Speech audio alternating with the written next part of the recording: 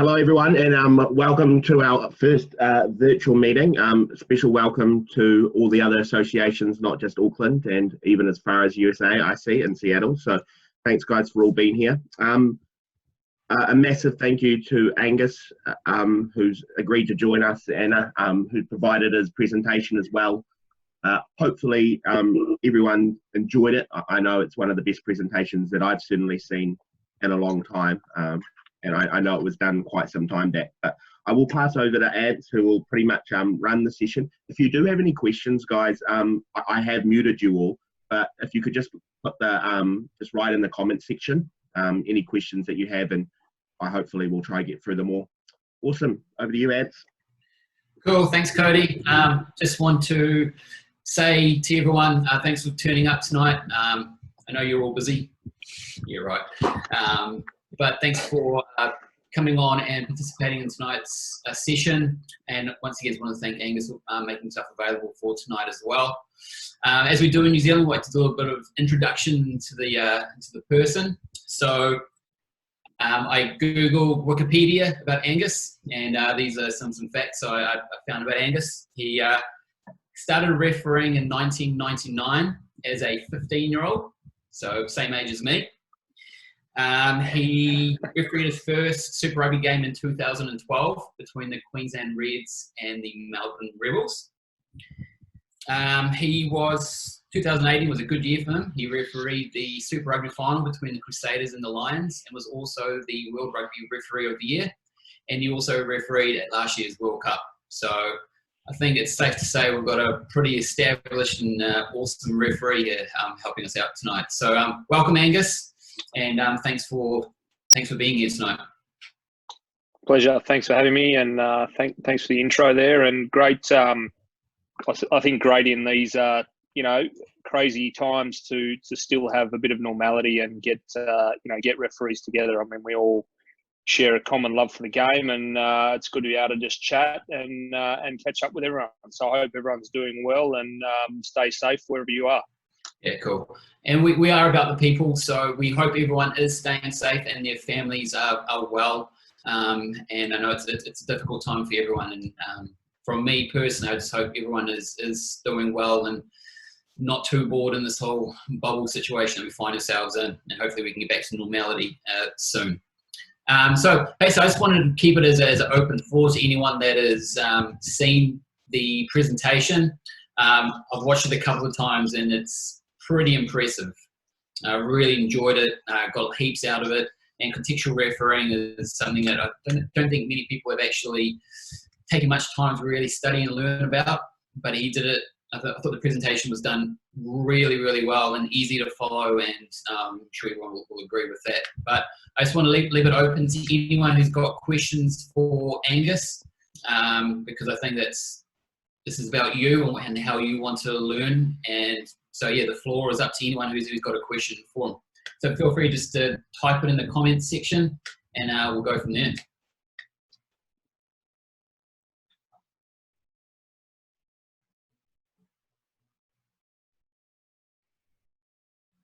Angus, just from me, is there anything that, since you've given that presentation, would there be anything that if you were to do it again tomorrow, would you change anything about it?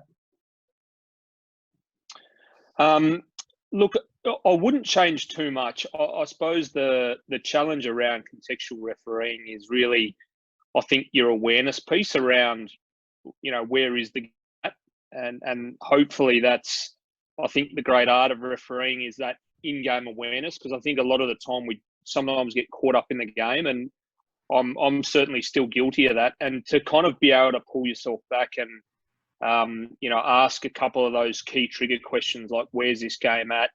Where are we on the field? Who's looking to do what? I think they're really, really important cues that you can continue to develop game in, game out. But you've kind of got to be aware of that going into the game, that they're things that you want to develop. I think if there's anything that I'd change, I guess probably more of an emphasis, I think, a little bit on just not trying to avoid those situations where you find yourself either having to give a decision because of the context of the game, because of something you've done earlier in the game, if that makes sense. So, I guess, the full 80 minutes is absolutely critical, and it is important to have the context, but trying not to get yourself into a situation where, in the 75th minute, I've got to be careful about this because of something that I've done in the first, in the first 5 minutes. So that's probably what I would have emphasised a little bit more in the presentation. Cool, good. So we've got one here from Cam, particularly referencing that Ireland-New Zealand game that you linked in the presentation. You mentioned the yellow card scenario with the challenge in the air and not giving one due to the prior context. Is there a danger of ending up down a rabbit hole?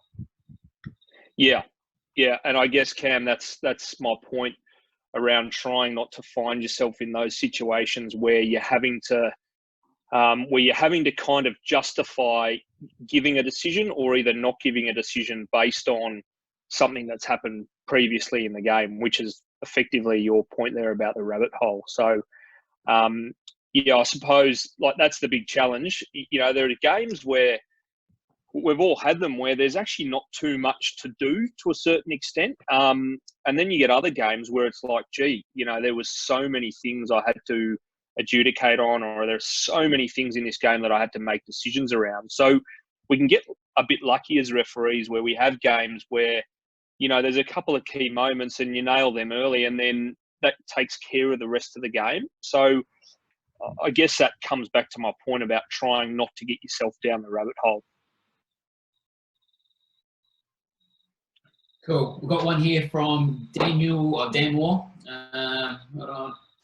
In the discussion, you talked about going to the balcony and looking down. Do you try to do this from a referee, player, coach, fan perspective, or a mixture? The answer is yes, but obviously when you're in the game and in the moment, it's often quite difficult to, I guess, take into account all the spectators. So often the balcony piece around, say, spectators or commentators or other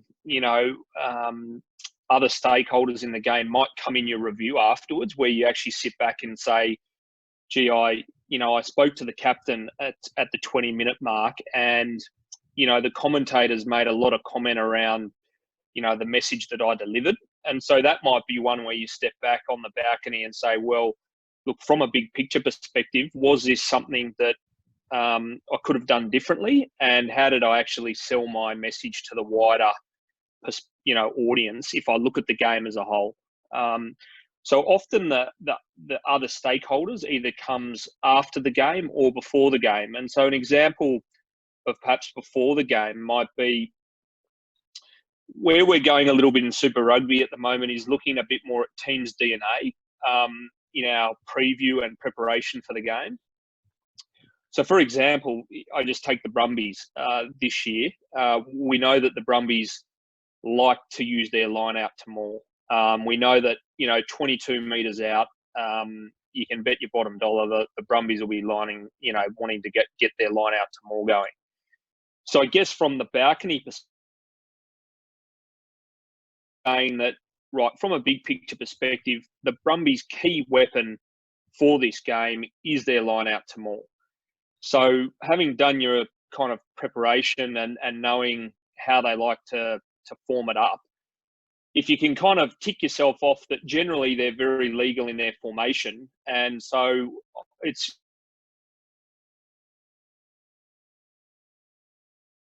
something that I really need to focus in on and make sure that if they do it well and if the other team infringe, then they're getting reward for that. And so we're kind of not taking away those big picture balcony perspectives around certain teams about what they're wanting to achieve. And that's not to say going in with a preconceived idea, but it's just going in with a couple of high level things around what's really important to teams, and what's the foundation of teams' game plans about how they actually win their games. Cool, that's awesome. Great stuff. So Brandon's got a question for you as well. This question is, can you apply contextual refereeing to foul play? Referring to the Wayne Barnes PK on the tackle in the air. And I'll extend that a little bit more to community rugby as well, because it's all good international Super Rugby professional, but can we really apply that into community rugby? Look, it really is. It really is it's a great question, and I don't have necessarily a yes or no response to that.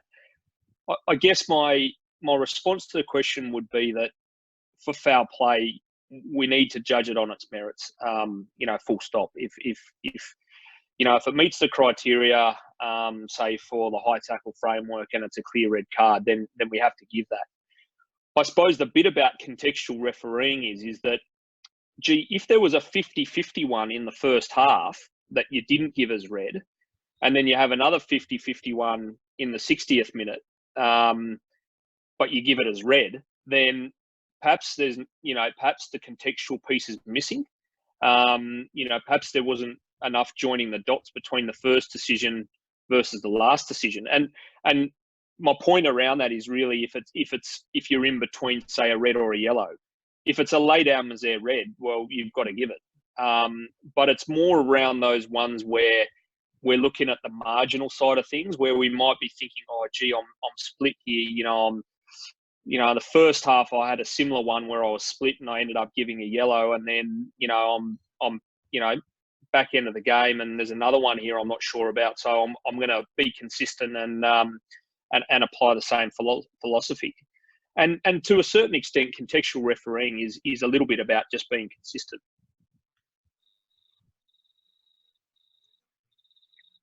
Cool. That's really good. Timothy Olaf has a question for you. Outside of your trigger questions you asked during the game, can you take us through how you include context as part of your post-game review? Like, are there big moments from 2019 that you can reference in review? Yeah. What? So just to repeat the question, if I've got that right. So, sorry, Cody, would you just mind repeating that question again, mate? I'll repeat it. Yep. Thanks, buddy. Outside of your trigger questions you asked during the game, can you take us through how you include context as part of your post-game review? And are there any big moments from 2019 that you can reference in review? Yeah. So in I suppose debrief or review, the one of the big questions I ask or go back to is, in my preview, I have a kind of two questions that I ask myself about each team. And that question is like, let's say I've got the Blues and the Chiefs. The two questions I ask myself for both teams is, how do the Blues beat the Chiefs, and how do the Chiefs beat the Blues today? So they're two questions that I ask myself in my preparation. And I guess that helps me focus a little bit, coming back to what I mentioned about the Brumbies, is what's really important for these two teams for today, and so that I can kind of connect in as the referee about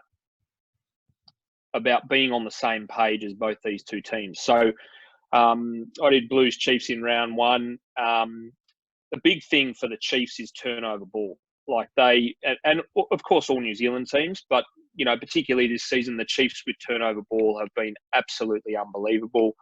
When Lachlan Bashir gets over the ball and he gets that turnover ball, then it's on for the Chiefs. So one of the things in that round one game that I said is, well, rather than blow the holding on penalty straight away, maybe I'm going to try and manage this out so that they can actually get the turnover, because they want the ball to catch the other team, in chaos, so to speak. So rather than just blowing the penalty and allowing them to kick it down to the line out and set up a line out to maul, actually for them to win the ball back is more important for them to a certain extent than actually getting the penalty. In I suppose contrast to that, let's say you had a Lions team from South Africa. When their ball players get in over the ball, they actually want the holding on penalty because they do want to boot the ball 20 metres downfield and set up their line out to maul. So I suppose the context around the teams is vitally important. So then circling back to your question about what I look at review, I then go back to the two questions that I had at the start in my preview and look at the context around, were there instances in the game where either I denied the team the opportunity to use their strength, to use their weakness. So that's kind of how I do it. I really use the contextual piece to kind of refer back to what I did in the preview. Cool. So would you, to add on to the context with the two teams and your two questions, Yep. do you speak to the coaches before the game to get a grasp of what they actually want from you as well? I do. I do always put an email out to my two coaches on about the Wednesday, and it's just a fairly generic email. I just, I just say, hi, please let me know if there's anything you'd like to chat about before the weekend. I'd be keen to hear if there's anything that your team's focusing on or putting particular focus on for this game. If not, no problem. We can just catch up in the shed. So I do try and put the olive branch out early in the week. Any little nuggets of gold, I think early in your piece while you're doing your prep is well, I find that really kind of helps me to connect in with the game and hopefully what the teams are trying to achieve. The best thing is just to admit fault when you are at fault, and that's where we get buy-in from coaches when you see them again, and players. So that's good. Okay, moving on to some other questions. We've got Lino, who's a massive fan of yours. I don't blame him. Question is, on your post-match session with your union, how do you handle that? Do you accept the critique? I suppose you've already answered that a little bit. And does it make you feel bad, and how do you learn from it or overcome it? Yeah, I think as referees, one of the toughest things that we have to deal with is feedback. Level of the game you're getting feedback from various, whether it's parents on the sideline of a school's game, whether it's some irate fan after the game, it's a coach. So I think one of the things that as referees we're constantly dealing with is feedback in one form or another, whether it be a formal assessment from a selector or an assessor. So I guess we all have different ways in handling feedback depending on what it is. I think one of the challenges with feedback is looking at it objectively, and I think the importance, certainly for me, is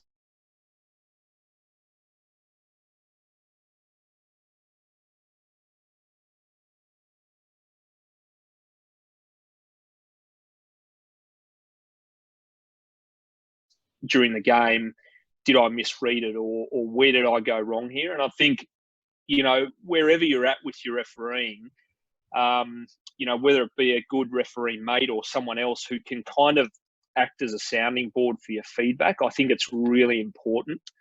I know that that's something that I haven't always had in place, and I guess something that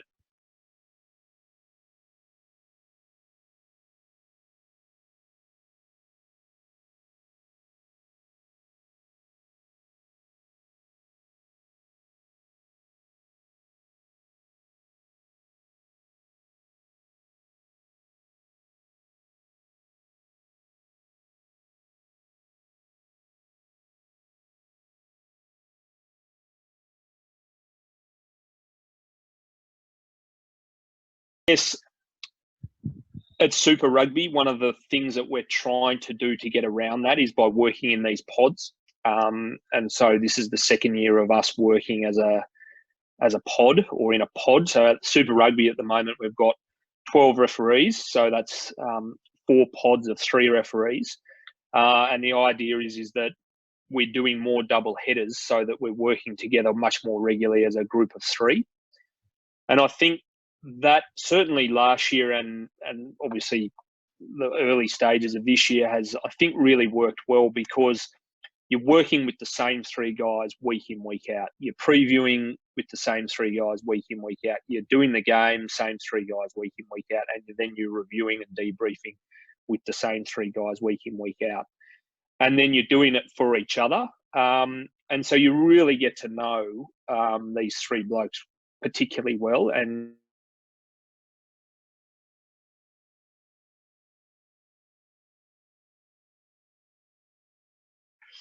I guess the simple answer is just by working with the same guys as a way to help us get on the same wavelengths as ARs. And I know that's super difficult because in the community level, often we have ARs that are appointed by the clubs or the schools, and you often meet them. Or sometimes you don't even meet them because they're running touch in the games before, and you run on and they're just, kicking around from the previous game. So it is very difficult. But if you have the luxury of being able to work with the same few guys week in, week out over a season, I think there's huge benefit in that. Cool. Yeah, I guess that team of three is really important going through. Yeah. Lead up to it and post it. And sorry, I guess the one thing I would say, and again, I don't think I think as referees we could definitely be better at this. Is actually like articulating where our blind spots might be in games. And I know that takes a certain level of trust, and there are probably only a couple of ARs that you might do that with. But just being honest around, hey guys, I for example, I haven't seemed to have been over the last three games noticing when the temperature of the game is rising, and we all go through those stages where we just go from decision to decision, but we don't actually read the temperature or the tempo of the game. So by actually saying that to your ARs, might be able to help you say, so look, if you sense that the temperature of the game is getting a bit hot here, just come in and let me know. Just say, mate, look, have a think about where the temperature of this game's at. So little cues like that to help you with those awareness pieces, which can then lead you on to giving you the context around the game, I think can be really helpful. Cool, thanks for that.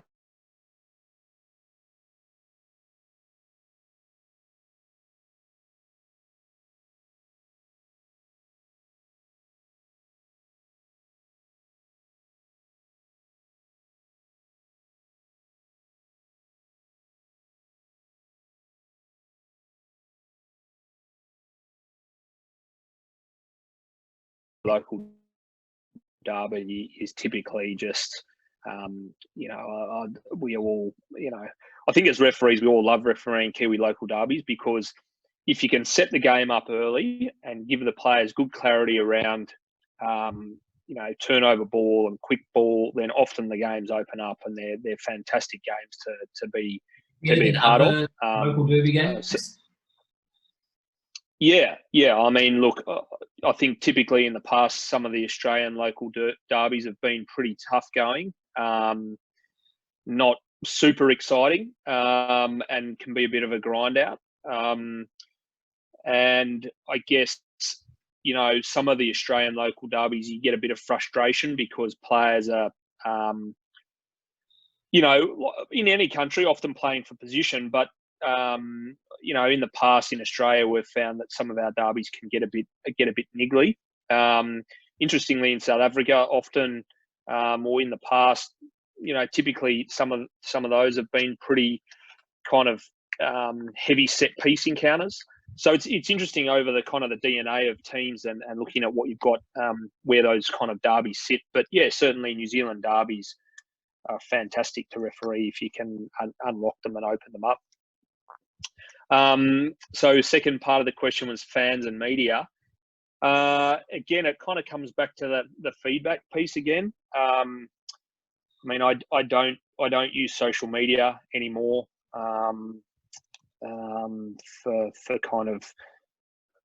for obvious reasons. I kind of stay away from that now, and I tend not to read the papers at all now. So. I guess I kind of have know when I've, know from either myself or the people around me when I've performed well or when there are areas where I need to have improved. And I guess I've decided that I don't need media or fans telling me that. And I guess one of the big things that I've learned over the last, I suppose, 12 to 18 months is just how brutal that side of things can be. I had a lot of media scrutiny after the Owen Farrell shoulder charge in the South Africa-England game at the end. There was a lot of pretty harsh media coming out of South Africa. So I guess sometimes you need to go through those experiences, those uncomfortable times, to kind of work out what your plan is going forward. And I guess what I learned through that period is that I think the human instinct is to get defensive when you have feedback that's kind of contrary to how you feel. And that was certainly my experience during that time. And I guess in kind of speaking to people around me, I guess what I realised is that rightly or wrongly, people are entitled to opinion. You don't always have to agree to that opinion. And I guess that's one of the great things about our game is that people do have opinions and they love the game and they're passionate about it. And I think when I looked more objectively at that and kind of kept that objective around, look, people are just entitled to their opinions and are going to give it whether you have a perfect performance or not. So, yeah. Yeah, cool. Fitness is obviously very important, and I guess those big games, mentally, your mental fitness has got to be right up there for those big moments. So, yeah, cool. Yeah, and I guess to be fair, it's. I think at the level we're at, the physical side of the fitness, you've got to meet all the benchmarks to be appointed. So the physical side's a given, and that's completely within your control. And I think, Cody, you're spot on, mate. It's more the mental fatigue that is the hard one. And I guess, I really do think that the mental side of the game is massively important, particularly as you go up the levels in your refereeing. And that's one thing I'm super passionate about, is the mental side. So, I do some visualization work. I do some meditation. I'm really interested in reading sports psychology books around those trigger words, those trigger techniques. I like to do a lot of reading into those areas.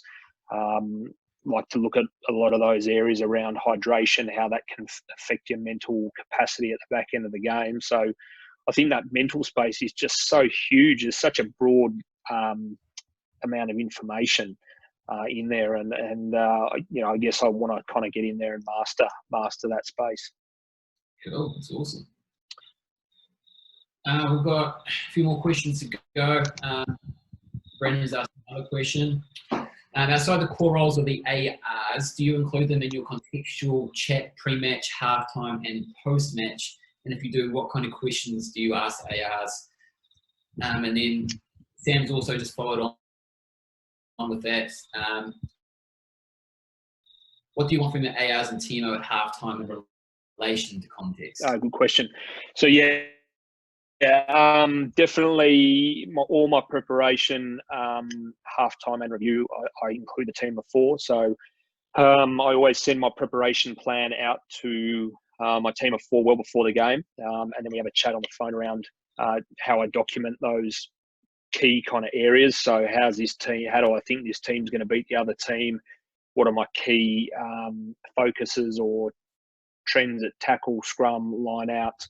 And what do we really need to be aware of as a team of 4 to unlock this game? So that's a massive part of that week leading up.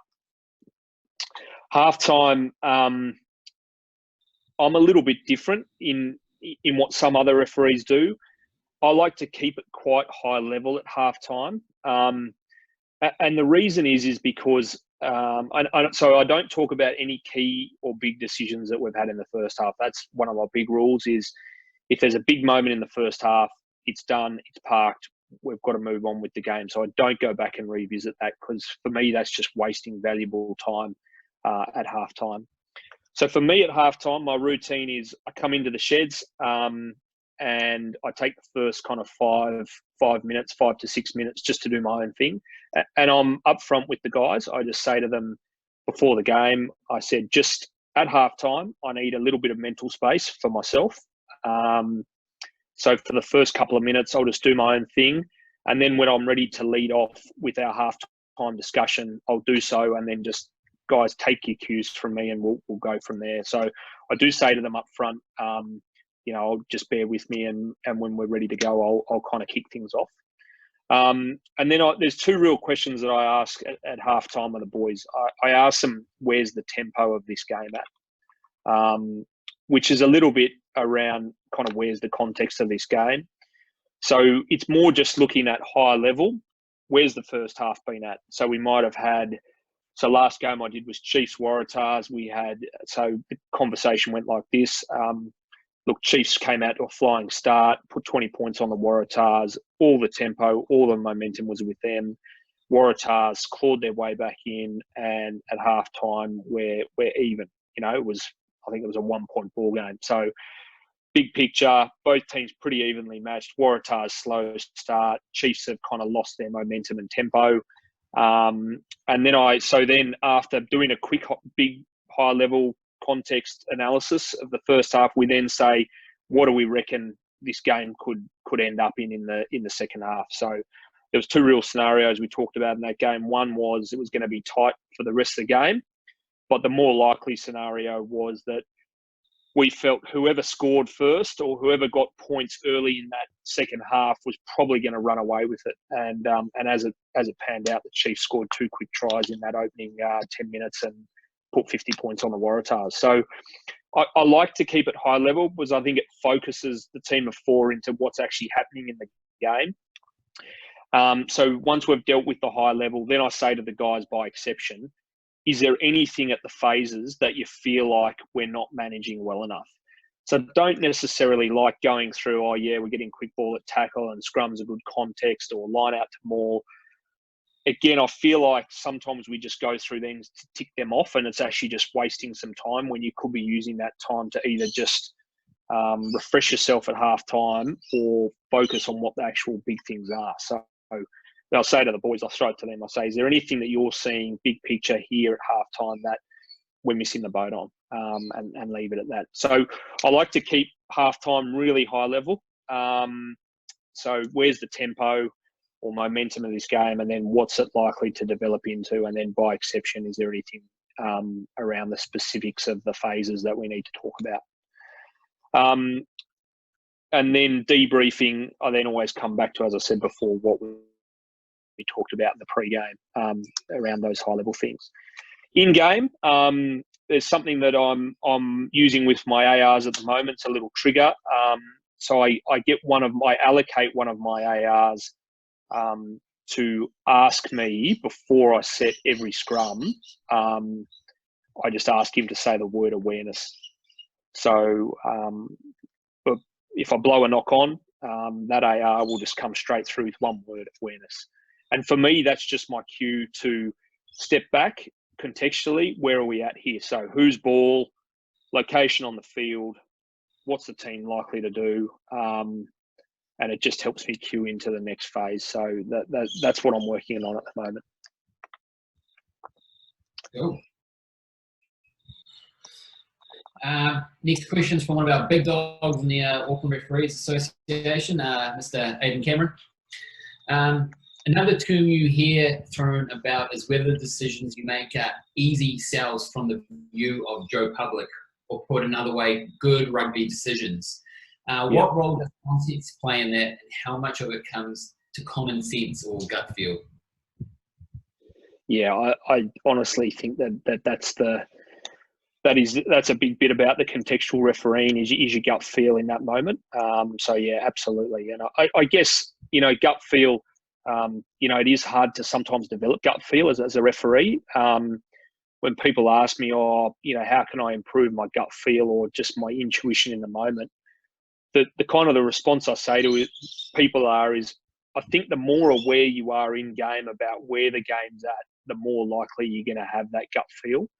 I think if, as referees, we're just going from decision to decision to decision to decision to decision, and we're not actually kind of connecting the dots around what's happening with all that, that's when I think the gut feel goes out the window. But if we're really queued up into those contextual side of things, so big picture, where are we at here, right? You know, Brumbies, right, it's Brumbies ball, you know, 22 metres out. Hey guys, we're line out small here. So, right, I'm at the back and I'm actually communicating this to my hours. Boys, I'm going to the back. You know, Gus, maybe you're at the front. Mate, just cue in on that, you know, on the driver or the sacker. So, you know, really just being aware about, right, where are we on the field here? You know, what's next type thing. And I think that can really help your gut feel then in the moment when you have to make a, you know, a big decision or face a big moment. I hope that answers your question. Yeah. Okay. So thanks. We'll move on. Jamie Llewellyn, I know him. He's a young referee who referees touch and rugby. He's all right little prospect coming through. He just asked, how do you deal with sideline comments or feedback, and how do you stay strong with that? Yeah, good question, Jane. I reckon honestly, it's harder to referee in front of 200 people than it is in front of 50,000, because when you're refereeing in front of a small crowd, you do hear most of the comments from the sideline. I'd say the bigger games where there's more crowd, you lose a lot of those isolated comments that kind of stand out from the crowd, so to speak. So it is a big challenge in you know, in the community game or in games where there's not necessarily a big crowd. And I guess like one of the little, again, I'm a big believer in cues and kind of catchphrases, little triggers in the moment. Like one of the cues that I use when you know, something distracts me is I actually just acknowledge it. I just say, that's just a distraction. And for me, it seems to work that just by acknowledging that that's a distraction, it helps me to just park it and move on. So often I'll be just running around the park and, you know, someone will yell something out and I'll go, oh, just a distraction. And then boom, I'm back into it. So I don't know, that's kind of something that I've developed a little bit over time. You know, I think a cue or something like that.